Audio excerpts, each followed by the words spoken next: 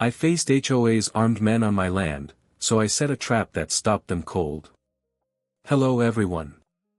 Before we begin today's story, we would like to ask you for one small favor.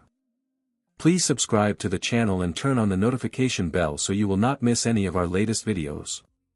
It only takes a moment, costs nothing, and is one of the best ways to help us continue creating powerful, emotional and dramatic stories like this one. Your support means more to us than you can imagine. Also, let us know where you are watching from today. Share your city or country in the comments below. Thank you so much. Now, let us return to our main character. The road did not stop them with force. It stopped them by remembering everything they brought onto it. At 5:03 that morning, the sound of a metal cutter biting into my gate chain rolled across the valley and came through the workshop speakers like a wrench dropped on concrete. I was standing in the old quarry control room with one hand resting near the 3-light panel when the first camera feed filled the center monitor. Fog pressed low against the eastern Tennessee hills. 2 black security vehicles idled outside my property, their headlights cutting pale tunnels through the mist. Behind them sat a truck fitted with a heavy winch and a rubber-tired excavator waiting on a trailer. Then Priscilla Harwood's silver sport utility vehicle turned onto the shoulder. She stepped out wearing a light wool coat, polished boots, and the kind of composed expression people practice before telling a lie in public. A leather folder rested beneath one arm. Gavin Stroud stood at the chain with the cutter. Miles Benton remained near the passenger door of the second vehicle, staring at the cast-iron boundary post 6 feet inside the property line. The microphone mounted beneath the old quarry light tower caught Priscilla clearly. Cut the lock. The access order is already in effect. Gavin glanced up toward the camera. You said Calloway was in Kentucky. He is. The cutter closed. Metal groaned. The second squeeze snapped the link, and the lock struck the limestone gravel with a sharp clatter. On the control panel beside me, the green light changed to yellow. Rebecca stood behind my chair, still wearing the dark sweatshirt she had pulled on over her sleep clothes. She watched the monitors without speaking. I pressed the control that locked every recording against deletion. Camera feeds began copying to my attorney's server. The gate microphone, the load sensors, and the road cameras all synchronized to the same time stamp. Gavin dragged the chain aside. Miles lifted the sign that read Calloway Quarry Road, Private Access, and carried it toward the county shoulder. Priscilla opened her folder and motioned toward the excavator driver. Bring it through. I turned on the outdoor speaker. Priscilla, the court order was delivered yesterday. The road ahead measures every vehicle that crosses it. Think carefully about what you want it to remember. Gavin froze with one hand still on the gate. Miles looked toward the tower camera. Priscilla raised her face toward the speaker and smiled. You no longer control this access, Nathaniel.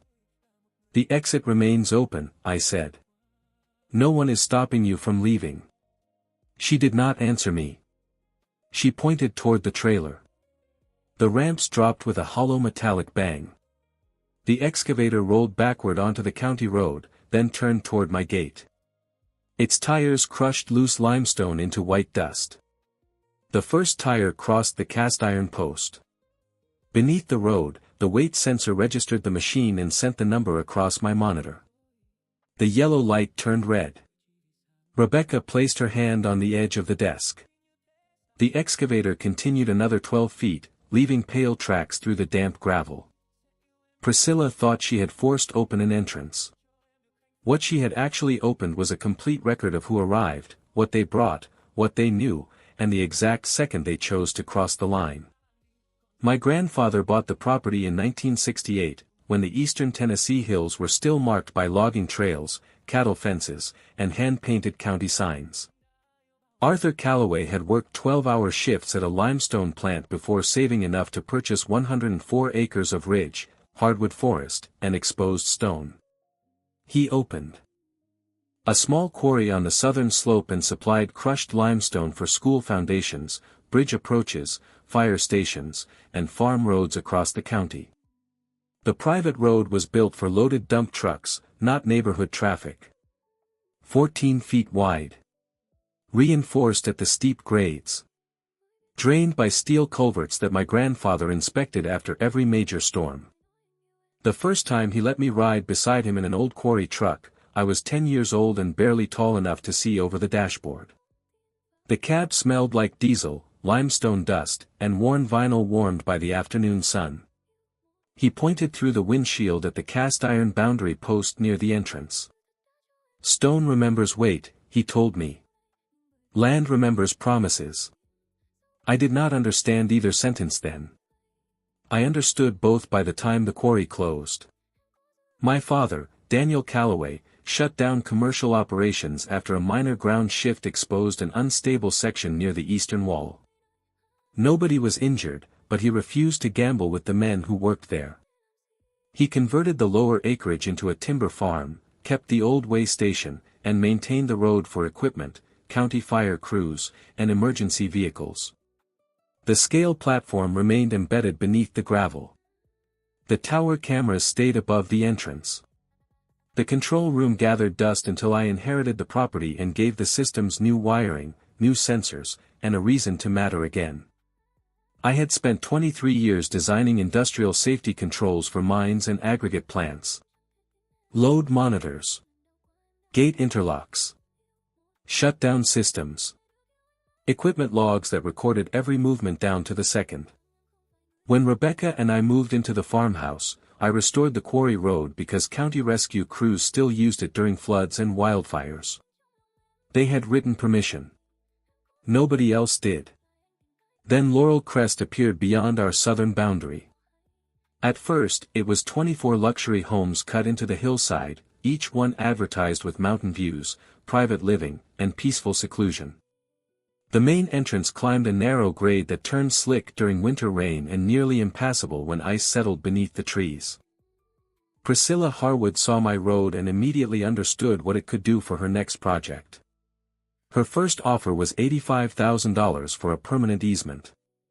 She arrived at my workshop in a silver sport utility vehicle and spread a glossy development map across the old scale desk. 62 vacation homes covered the ridge. A bold green line ran across Callaway land and connected them directly to the county highway. This solves the safety concern, she said. I studied the line. It crossed the aging culvert, past the closed quarry wall, and cut directly through the emergency staging area. It solves your sales problem, I said. Her smile tightened. The community will need this road eventually. I rolled the map toward her. Then the community should have bought land with a road. Outside, wind carried limestone dust across the yard in a thin white sheet. Priscilla looked toward the cast-iron marker, the old way station, and the private access sign my grandfather had painted decades earlier. Progress changes boundaries, she said. Not recorded ones, I answered. She left without taking the map. I folded it, placed it in my father's steel cabinet, and watched her vehicle disappear toward Laurel Crest. That was the last day Priscilla treated the road like something she needed permission to use. Priscilla did not return for the map. She returned with a letter that treated the green line across my property as if ink had already become law. The envelope arrived 12 days later on heavy cream paper embossed with the Laurel Crest seal. It called the quarry road a historic emergency corridor and claimed the association had inherited access rights from an earlier land agreement. There was no county stamp, no recording number, and no signature from anyone outside the homeowners association. I read it at the old scale desk while rain tapped against the metal roof and the smell of wet limestone drifted through the open bay. Then I placed it beside her development map in my father's steel cabinet. A second letter came by certified mail 3 days later. That one demanded entry for survey crews and warned that I could be held financially responsible if residents were delayed during an evacuation. Priscilla had learned that fear sounded more respectable when printed in legal language. I called the county land office. The clerk checked every recorded easement connected to Callaway property and confirmed there was no residential access, no community corridor, and no pending transfer. I asked for the answer in writing. It reached my email before noon. Priscilla ignored it. The following Tuesday, I heard voices beyond the workshop and found 3 surveyors inside my gate, driving orange stakes along the quarry road. Their truck carried the logo of an engineering firm that had designed the Laurel Crest expansion. One man held a tablet showing the same green route from Priscilla's map. I photographed the vehicle, the equipment, the stakes, and the position of their boots beside the cast iron boundary post. Who authorized this work? I asked. The crew leader glanced toward the ridge. Laurel Crest said the access issue was settled. It is not. He studied my face, then the private access sign behind him. The crew packed up without arguing, but they left 6 stakes in the ground. I pulled each one carefully, labeled it with the date and location, and stored them in the scale house. That evening, I attended a Laurel Crest board meeting. The clubhouse smelled like expensive coffee, furniture polish, and cedar-scented air freshener. Priscilla sat beneath a stone fireplace with a presentation screen behind her. My road appeared on the projected development map as the new western entrance. 62 homes were already numbered. Several were marked reserved. I placed the county letter, my deed, and the original survey on the table. You are advertising access you do not own, I said. Priscilla folded her hands.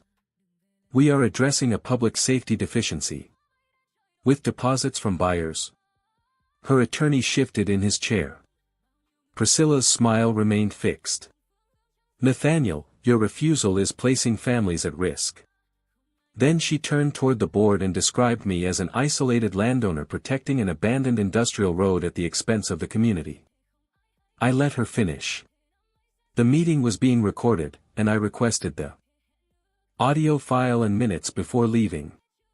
Near the clubhouse exit, I noticed a stack of metal signs wrapped in shipping plastic. Laurel Crest West Entrance. I photographed the label, tracking number, and purchase order. 2 mornings later, one of those signs stood inside my property beside the cast iron marker. I removed it without bending a corner, saved every bolt, and added it to the growing collection in the scale house. Priscilla believed repetition could turn a false claim into accepted truth.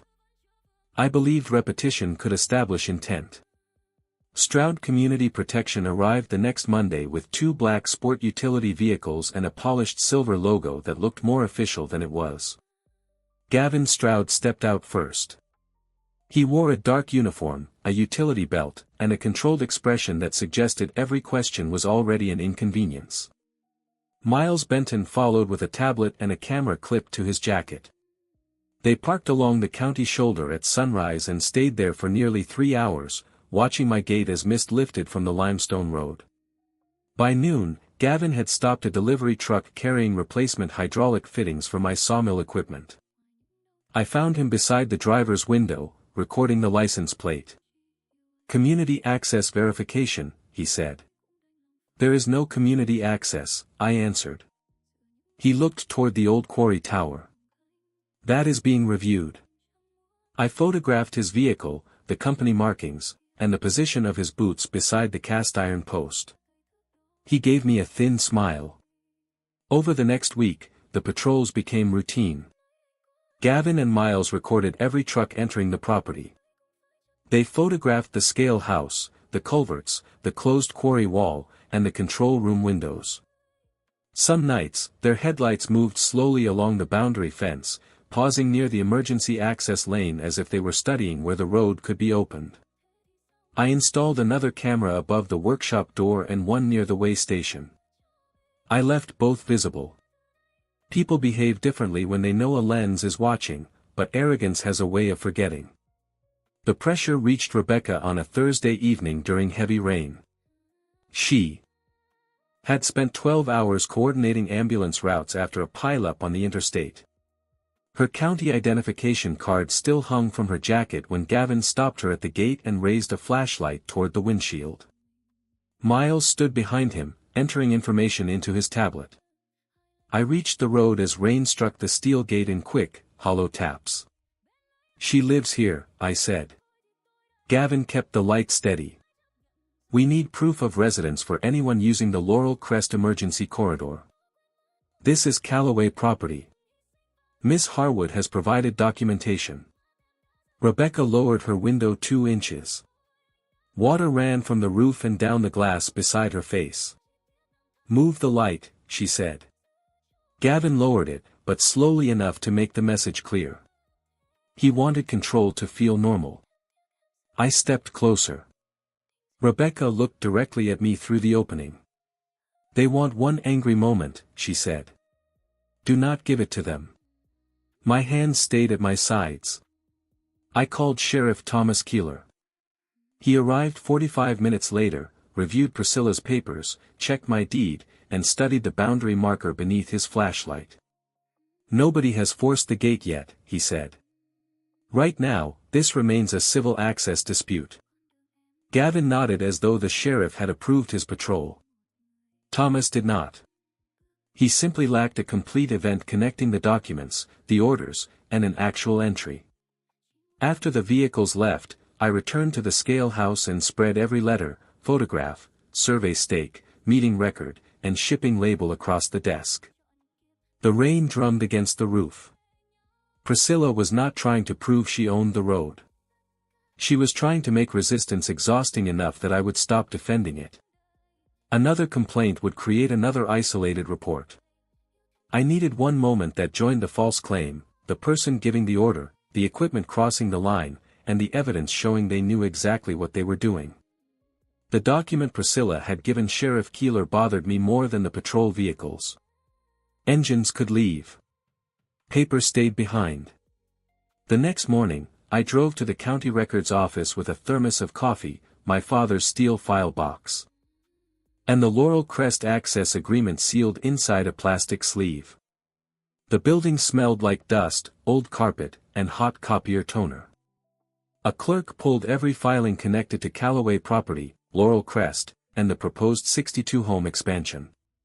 Most of it was ordinary. Drainage plans. Zoning requests. Survey revisions. Then I found the document Priscilla had been using. According to the agreement, Daniel Callaway had granted Laurel Crest permanent access across the quarry road on April 17, 2020. I read the date twice. My father had died on September 3, 2018. I could still remember the hard wooden church pew beneath my hands and the pale limestone dust that remained in the seams of his work boots when we packed them away. Yet there was his name, written beneath a notary seal. The signature looked close enough to fool someone who had never watched him write. My father always added his middle initial, J, to every legal document. This agreement listed the wrong middle name and left out the initial completely. I requested a certified copy and the electronic filing history. The clerk printed a transaction record showing the agreement had been uploaded by Harwood Development Group only 6 weeks earlier. The notary registration number belonged to a woman who had retired 3 years before the supposed signing date. The attached map carried another familiar detail. A pale gray stain near the old quarry wall. I recognized it immediately. The image had been copied from a geological inspection report I filed 7 years earlier after the eastern slope shifted. My original had absorbed a drop of coffee beside the north arrow. Priscilla's version had the same mark, cropped at the edge like a fingerprint someone forgot to wipe away. That afternoon, I visited Evelyn Rusk, who had spent 34 years working in the county land office before retiring. Her house smelled like lemon polish, old paper, and wood smoke. She brought out a labeled archive box and found minutes from a county access hearing held in 1987. My father's statement was typed across 2 pages. He had refused any permanent residential easement and approved emergency use only for county fire and rescue vehicles. Evelyn tapped the signature line with one finger. Daniel argued about this for 2 hours, she said. He wanted no room for interpretation. I copied the minutes and returned home after dark. Rebecca sat beside me in the scale house while I arranged everything beneath the fluorescent lights. The false date. The wrong middle name. The retired notary number. The copied map. The electronic filing from Priscilla's company. Then I opened the sales record Samuel had obtained from Laurel Crest. Deposits had been accepted on 18 homes before the access agreement appeared. Priscilla had sold certainty first and manufactured permission later. Rebecca studied the signature page in silence. The old scale relay clicked somewhere beneath the floor, sending a faint mechanical pulse through the room. She knew, Rebecca said. Yes. My thumb stayed pressed against the false signature until the paper bent slightly beneath it. I could have released everything that night. Instead, I slid the document back into the sleeve and closed the steel box. A forged agreement could start an investigation. What I needed was proof Priscilla knew the claim was disputed when she ordered people and equipment across the line. I spent the next 2 days turning the quarry road into a chain of facts. Rebecca stood beside the scale desk while I sketched the system across a sheet of butcher paper, marking every camera, sensor, barrier, and backup line. Nothing that can hurt anyone, she said. Nothing that can damage a vehicle. I nodded. Only evidence. My work in industrial safety had taught me that a good system did not punish a mistake. It documented the decision that caused it.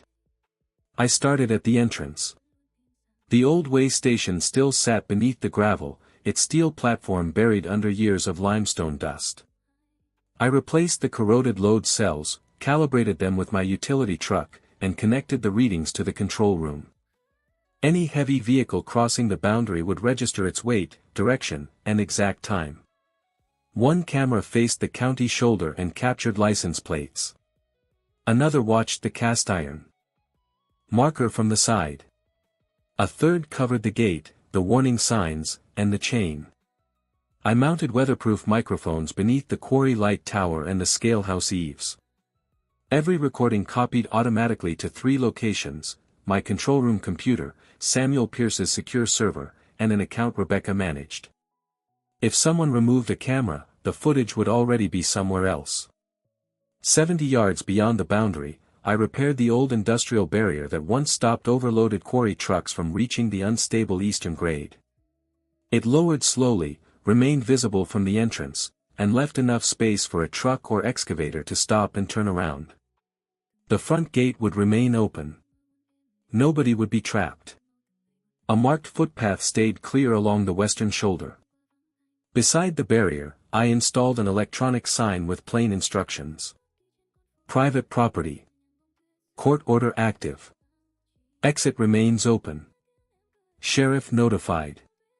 I added motion lights along the road, bright enough to remove shadows without blinding a driver. Then I tested the 3-light panel. Green meant no entry. Yellow meant a vehicle had crossed the boundary. Red meant a heavy load had passed the scale. The switches clicked beneath my fingers with the clean sound of machinery doing exactly what it was built to do. Samuel filed for an emergency temporary restraining order using the forged agreement, the unauthorized surveys, the security patrols, and Priscilla's published development plans. By Friday afternoon, the judge signed it. Samuel sent certified copies to Priscilla, her attorney, the Laurel Crest Board, and Stroud Community Protection. A process server delivered another copy to Harwood Development Group before closing. Sheriff Keeler received the order and the live feed instructions that evening. Then I gave Priscilla the information she wanted. I called a quarry equipment supplier connected to one of her contractors and mentioned that I would be in Kentucky for 2 days inspecting a conveyor system. I loaded tool cases into my truck and drove north before sunset. 30 miles later, I turned onto a Forest Service route and returned through the old timber entrance on the western ridge. Rebecca parked her vehicle inside the workshop. We shut off the farmhouse lights and watched the camera feeds from the control room. At 11:58, a Stroud vehicle slowed near the gate. At 12:41, it returned. At 2:17 in the morning, Priscilla's silver sport utility vehicle stopped on the county shoulder for less than a minute before disappearing into the dark. She was checking whether I had left. I leaned back and listened to the scale relay hum beneath the floor. The cameras were ready. The barrier was ready. The court order had been delivered. But none of those things were the trap. The trap was Priscilla's belief that an empty road had no memory. At 5:03 in the morning, the first alert appeared on the center monitor. 2 headlights moved through the fog, then split as a second vehicle turned onto the county shoulder. Rebecca stood beside me in the dark control room, one hand resting near the keyboard while blue light from the screens covered her face. Gavin Stroud stepped out of the first vehicle. Miles Benton followed from the second. Behind them came Priscilla's silver sport utility vehicle, a truck fitted with a heavy winch, and a trailer carrying the rubber-tired excavator. The engines idled beneath the quarry tower, low and steady, while fog drifted across the limestone road. For nearly a minute, nobody moved.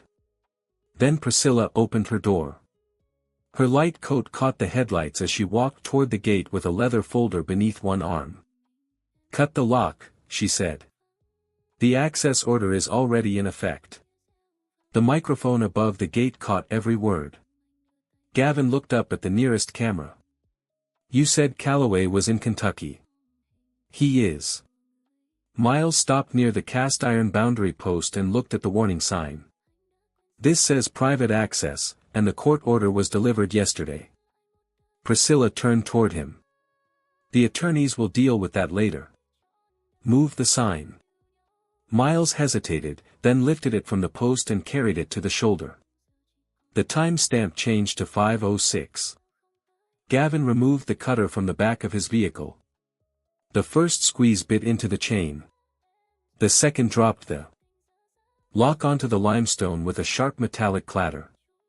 Rebecca placed her coffee beside the monitor. I pressed the control that locked every recording against deletion. The gate feed, the load sensors, the microphones, and the road camera synchronized to the same time stamp. Gavin dragged the chain aside. Priscilla motioned toward the trailer. The ramps lowered with a hollow bang, and the excavator rolled backward onto the county road before turning toward my gate. Its tires crushed the loose limestone into pale dust. I activated the outdoor speaker. "Priscilla, the restraining order is active. Turn your vehicles around." Gavin froze. Miles looked toward the tower. Priscilla raised her face toward the camera. "You do not control this access anymore, Nathaniel." "The exit remains open," I said. "No one is stopping you from leaving." She opened the folder and waved the false agreement toward the operator. "Continue." The excavator crossed the cast iron marker. On my panel, the green light changed to yellow. A second later, the machine rolled over the hidden scale platform. The load cells registered its weight, direction, and time. Yellow became red. Motion lights came on one section at a time, turning the road bright from the entrance to the industrial barrier 70 yards ahead. The operator stopped as the barrier lowered slowly across the road, leaving more than enough space to turn around. The electronic sign lit up beside it. "Private property. Court order active. Exit remains open. Sheriff notified." Gavin switched on the camera clip to his jacket. Priscilla pointed toward the barrier. "Use the winch and pull it aside." Miles stepped back. "We should leave." She turned on him, her expression hardening. "I know the order was delivered. It does not change what this development needs." Rebecca looked at me across the control room. That was the sentence we had been waiting for. The microphones had the admission. The cameras had the removed sign and broken chain. The scale had the machine's exact weight and position. White limestone dust now coated every tire that had crossed onto Calloway land. Beyond the fog, a sheriff's vehicle turned onto the county road.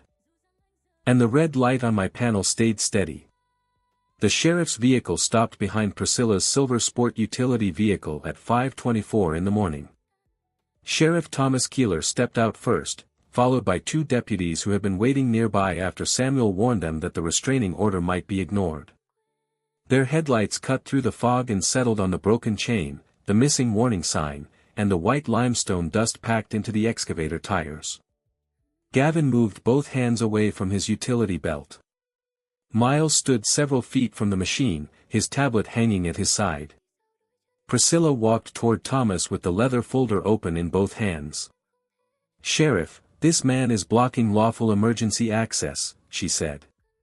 Her voice remained polished, but the words came too quickly. Thomas looked past her toward the open gate. "Your vehicles can leave." Priscilla glanced behind her as if she had forgotten that detail. "Rebecca and I came down from the control room carrying a waterproof document case and my father's steel file box. The air smelled like damp stone, diesel exhaust, and cold metal. I placed the case on the hood of Thomas's vehicle and opened it. The certified deed came first. Then the original survey, the emergency restraining order, the delivery confirmation from Priscilla's office, and the county record showing no residential easement across Callaway land." Priscilla held up her agreement. "This grants permanent access. I placed my father's death certificate beside it. That document says Daniel Callaway signed it in April of 2020, I said. He died in September of 2018. The nearest deputy leaned closer. Thomas studied the dates without speaking. I added the filing history showing Harwood Development Group had uploaded the agreement 6 weeks earlier. Then came the wrong middle name, the retired notary registration, the copied geological map with the same coffee stain, and the minutes from 1987. My father's written statement was clear. Emergency vehicles only. No residential easement. Priscilla closed the folder halfway. Those records are outdated. Ownership is not outdated, Thomas said. Samuel Pierce arrived 20 minutes later with another certified copy of the order and proof that Priscilla, her attorney, the Laurel Crest Board, and Stroud Community Protection had all received notice. While he spoke with the deputies, I played the gate recording. Priscilla's own voice carried through the morning air. I know the order was delivered. It does not change what this development needs. The silence afterward was broken only by the excavator engine. Miles looked at Thomas. She told us the court order would be handled after the road was opened, he said. Gavin turned toward him. Miles. She told us Callaway had already lost control of the access. Priscilla snapped the folder shut. You should not say anything else. Thomas raised one hand. He may continue. Miles pointed toward the gate. She ordered Gavin to cut the chain. She told me to remove the sign. She wanted the equipment past the marker before sunrise. Gavin's jacket camera was still blinking. One deputy asked him to preserve the footage and surrender the device for evidence processing. He complied. I showed Thomas the scale data next. The excavator's weight, direction, and exact crossing time appeared beside the synchronized video. There was no way to call it an accidental stop on the shoulder. The machine had moved deep enough into the property to trigger the red load indicator. Priscilla tried once more. I was protecting Laurel Crest. Thomas folded the restraining order and handed it to a deputy. Safety does not require a false signature, hidden construction plans, or a visit before sunrise. Before noon, Samuel sent the recordings, land records, sales documents, and court order to the project lender, the State Real Estate Board, the association's insurer, and the county prosecutor. 3 days later, the bank suspended the next construction draw. Buyers began demanding their deposits back. That was when the deeper problem surfaced. Priscilla had pledged those deposits as security for a short-term development loan. She had entered my land believing the road would rescue her project. Instead, the weight sensor beneath the gravel had recorded the moment her entire financial structure began to collapse. The investigations lasted through the fall, long enough for the white limestone dust at the entrance to wash away beneath 3 weeks of Tennessee rain. Laurel Crest terminated its contract with Stroud Community Protection within days. Gavin surrendered his jacket camera, patrol records, and messages to investigators, and the state later suspended his company license while the licensing board reviewed the evidence. Miles cooperated from the beginning. His statement matched the synchronized recordings, the scale data, and every tire track captured by the road cameras. Priscilla resigned as association president before the board could remove her. Harwood Development Group closed its office 2 months later. The polished metal letters disappeared from the stone facade, leaving pale outlines where the company name had once been. The bank never restored funding for the 62-home expansion. Buyers received their deposits through a settlement involving the developer, the association's insurer, and the lender. The cleared ridge remained empty.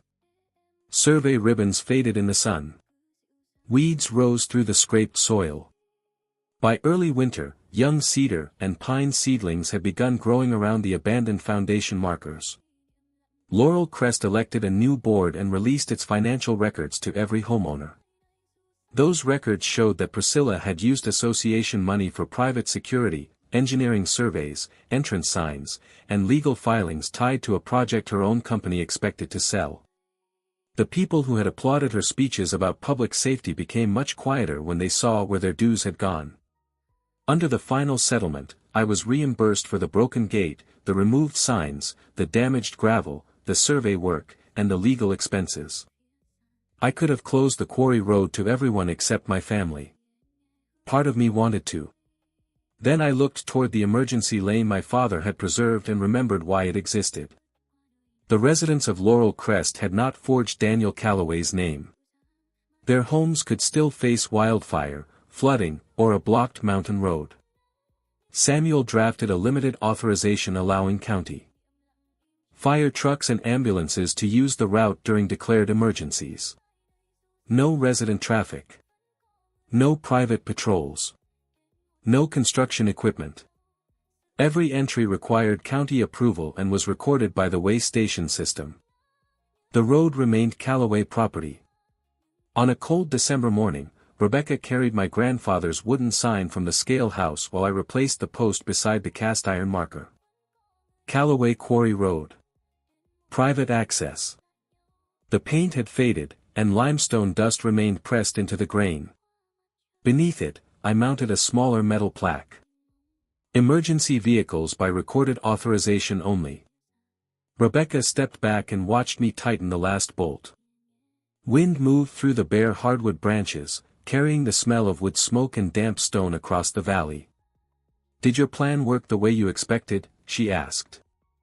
I wiped the metal filings from my fingers and looked toward the old scale platform beneath the gravel. "No," I said. "I designed the road to measure what they brought onto our land."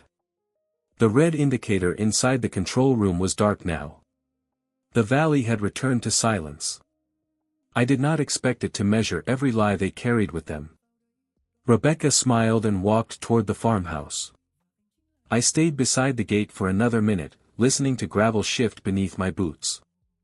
My grandfather had said stone remembered weight and land remembered promises. Priscilla had believed authority came from uniforms, polished documents, and arriving before anyone could object. She had been wrong. Justice never needed to force them backward.